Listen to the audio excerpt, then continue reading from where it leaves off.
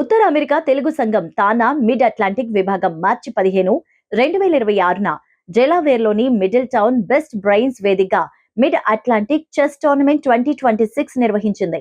ఈ టోర్నమెంట్ ప్రారంభం నుంచే మంచి ప్రచారం చేయడం వల్ల ఎంతో మంది యువ చెస్ ఆటగాళ్లు ఇందులో పాల్గొని తమ సత్తాను ప్రదర్శించారు. ఎత్తులకు పై ఎత్తులతో అందరినీ ఆకర్షించారు. ఈ పోటీల కోసం తానా చేసిన ఏర్పాట్లు కూడా అందరి ప్రశంసలు అందుకున్నాయి. తానా అధ్యక్షుడు doctor Naren Kodali, TANA board director Ravi Potluri, mid Atlantic ప్రాంతీయ ప్రతినిధి Phani Kanteti, TANA benefits coordinator Venkat Singula మార్గదర్శకత్వంలో ఈ పోటీలు జరిగాయి. యువ చెస్ క్రీడాకారులు కూడా ఈ టోర్నమెంట్ ను తమ ప్రతిభను చాటుకునేందుకు చక్కగా ఉపయోగించుకున్నారు. Tournament director Joshua Anderson, TANA chess event coordinator Nayudamma Yalavarthi ఈ పోటీలు సమర్థవంతంగా నిర్వహించడంలో కీలక పాత్ర పోషించారు. తానా మిడ్ అట్లాంటిక్ బృంద సభ్యులు సతీష్ తుమ్మెల, ఫణి కంతేటి, సత్యనారాయణ పొన్నగంటి, సునీల్ కోగంటి, రంజిత్ మామిడి, నాయుడమ్మ యలవర్తి, నవీన్ గంట మరియు హిమతేజ మికిల్నేని ఈ టోర్నమెంట్ విజయవంతానికి ఎంతగానో శ్రమించారు. అలాగే యువ వాలంటీర్లు తపస్వి గంట, కృతిరెడ్డి నిమ్మ, లలితారెడ్డి ఎరువ, ప్రణవ్ కంతేటి, ఆర్నవ్ కంతేటి, దేవిత్ శర్మల సేవలను తానా గుర్తించింది. భారతీయ జనతా పార్టీ ఎన్నికలు జరిగే రాష్ట్రాల్లో అనుసరిస్తున్న వ్యూహాలు రాజకీయ విశ్లేషకులను ఆశ్చర్యపరుస్తుంటాయి. 2014లో కేంద్రంలో అధికారం చేపట్టిన తర్వాత బీజేపీ దేశవ్యాప్తంగా జైత్రయాత్ర కొనసాగిస్తోంది. దేశంలోని నలుదిక్కులా ఆ పార్టీ విస్తరించింది. ఈశాన్య రాష్ట్రాల్లోనూ బీజేపీ పాగా వేసింది. ప్రస్తుతం బీజేపీ దేశంలో మొత్తం 21 రాష్ట్రాలు, కేంద్రపాలిత ప్రాంతాల్లో అధికారంలో ఉంది. ఇప్పటి వరకు బీజేపీకి చిక్కని బెంగాల్లో ఈసారి మ్యాజిక్ చేస్తామంటూ కమలనాథులు ధీమాగా చెప్తున్నారు. గత ఎన్నికల ముందు తృణమూల్ కాంగ్రెస్ నుంచి బీజేపీలోకి వచ్చిన సువేందు అధికారికి పార్టీ పగ్గాలు అప్పగించిన బీజేపీ ఇక గెలుపు పక్కా అంటూ భీకర నినాదం చేస్తోంది. ఇప్పుడు పశ్చిమ బెంగాల్ ఎన్నికలు తీవ్ర ఉత్కంఠకు గురిచేస్తున్నాయి. గతంలో వామపక్షాల కోటను తృణమూల్ కూల్చినట్లే ఇప్పుడు మమతాను కూడా అధికారంలో నుంచి దించుతామని కమలనాథులు ధీమాను వ్యక్తం చేస్తున్నారు. ఈ ఎన్నికల్లో గెలుపు కోసం పక్క ప్లాన్ తో బీజేపీ ముందుకు కదులుతోంది.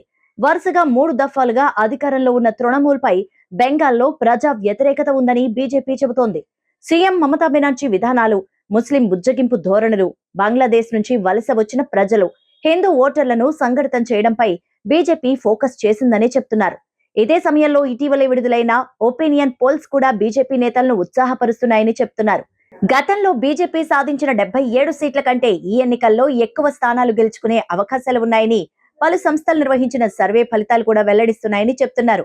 అయితే ఈ ఫలితాలు తృణమూల్ను గద్దెదించే అంత స్థాయికి బీజేపీ ఇంకా చేరలేదని చెప్తున్నా ఎన్నికలకు ఇంకా సమయం ఉన్నందున ఈలోగా మ్యాజిక్ చేస్తామంటూ బీజేపీ ధీమాను వ్యక్తం చేస్తోంది.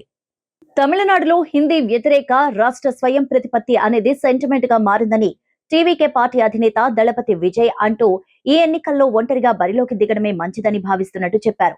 ఈ మేరకు తన ఎన్నికల వ్యూహంపై క్లారిటీ ఇచ్చారు.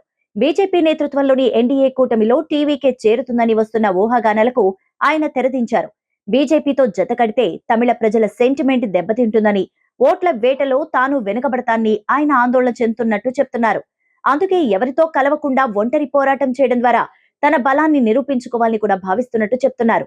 అదే సమయంలో టీవీకే పార్టీ లౌకికవాదానికి కట్టుబడి ఉంటుందని ఆయన స్పష్టత ఇవ్వడం ద్వారా ఎన్డీఏ కూటమికి దూరంగా ఉంటాన్ని చెప్పకుండా చెప్పడమే అని అంటున్నారు.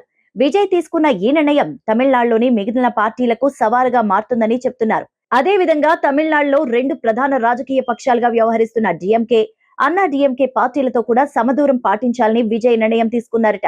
ద్రవిడ ఓటు బ్యాంకును దృష్టిలో పెట్టుకుని ఆయన 2 పార్టీలకు సమదూరం పాటించాలని నిర్ణయం తీసుకున్నారని అంటున్నారు. హైదరాబాద్ను అంతర్జాతీయ సినీ హబ్ గా మార్చేందుకు తమ ప్రభుత్వం ప్రయత్నాలు చేస్తోందంటూ భారతీయ సినిమా అంటేనే తెలుగు సినిమా అని, దానికి అసలైన వేదిక హైదరాబాద్ మాత్రమే అని సీఎం రేవంత్ రెడ్డి చెప్తున్నారు. హైదరాబాద్ అంటే కేవలం ఐటీ, ఫార్మా పరిశ్రమలకు, బిర్యానీకి మాత్రమే గుర్తింపు కాదని, జాతీయ స్థాయిలో సినీ పరిశ్రమకు వేదికగా కూడా రాణించాలని తమ ప్రభుత్వం భావిస్తోందని చెప్తున్నారు. హైదరాబాద్ లోని హైటెక్స్ లో నిర్వహించిన తెలంగాణ గద్దర్ ఫిల్మ్ అవార్డులు 2025 ప్రధానోత్సవానికి ఆయన ముఖ్య అతిథిగా హాజరయ్యారు. ఈ సందర్భంగా సీఎం రేవంత్ రెడ్డి మాట్లాడారు. చెన్నైలో ఉన్న సినీ పరిశ్రమ హైదరాబాద్ కు తరలి రావడానికి ఎన్టీఆర్, ఏఎన్ఆర్, రామానాయుడు, కృష్ణ కలిసి చార్మినార్ కు ఉన్న 4 మినార్లలాగా కృషి చేశారని కూడా చెప్పారు. తమ ప్రభుత్వం కూడా ఐటీ, ఫార్మా పరిశ్రమల మాదిరిగానే సినీ పరిశ్రమను కూడా అంతర్జాతీయ స్థాయికి తీసుకువెళ్లేందుకు కృషి చేస్తోందని, అందుకే ఆగిపోయిన నంది అవార్డ్స్ ను గద్దర్ పేరుతో తిరిగి ప్రవేశపెట్టినట్టు కూడా రేవంత్ చెప్పారు. హైదరాబాద్ కు నెట్ఫ్లిక్స్ వచ్చిందంటేనే హాలీవుడ్ కూడా వచ్చినట్లేనని పునరుద్ఘాటించారు. ఎవరైనా సినిమా నిర్మించాలనుకునేవారు కథతో వచ్చి రైల్స్ తో వెళ్లేలా హైదరాబాద్ లో అన్ని రకాల వస్తువులు అందుబాటులో ఉంటాయన్నారు. సినీ రంగానికి ఉపయోగపడే పరిశ్రమలను ఏకగవాక్ష విధానం ద్వారా తమ ప్రభుత్వం అనుమతి ఇస్తోందని చెప్పారు.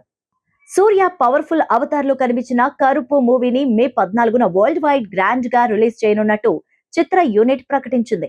దీనికి తోడు రిలీజ్ డేట్ పోస్టర్ సూర్య ఇంటెన్స్ లుక్ అదిరిపోయింది. ఈ చిత్రంలో త్రిష హీరోయిన్ గా నటిస్తోంది. ఎంట్రన్స్ నటి స్వసిక, అనఘ, మాయా రవి కీలక పాత్రలు పోషిస్తున్నారు. సూర్య తన మ్యాగ్నమోపస్ మాస్ కమర్షియల్ ఎంటర్టైనర్ కరుపు దర్శకుడు ఆర్జే బాలాజీతో చేతులు కలిపారు. సూర్య తన మ్యాగ్నమోపస్ మాస్ కమర్షియల్ ఎంటర్టైనర్ కరుపు కోసం దర్శకుడు ఆర్జే బాలాజీతో చేతులు కలిపారు. ఈ మోస్ట్ అవైటెడ్ మూవీని అనేక విజయవంతమైన చిత్రాలను నిర్మించడం ద్వారా పేరు తెచ్చుకున్న నిర్మాణ సంస్థ డ్రీమ్ వారియర్ పిక్చర్స్ ఈ చిత్రాన్ని భారీ స్థాయిలో నిర్మిస్తోంది. తమిళ, తెలుగు, హిందీ పరిశ్రమలో పాపులర్ కంటెంట్ ను అందించిన డ్రీమ్ వారియర్ పిక్చర్స్ ఈ చిత్రాన్ని స్కేల్, కంటెంట్ రెండింటినీ దృష్టిలో ఉంచుకొని ప్రతిష్టాత్మకంగా తెరకెక్కిస్తోంది. ఈ చిత్రంతోనైనా సూర్య తెలుగులో తన ఫాలోయింగ్ ను నిలబెట్టుకుంటారా లేదా అనేది వేచి చూడాలి.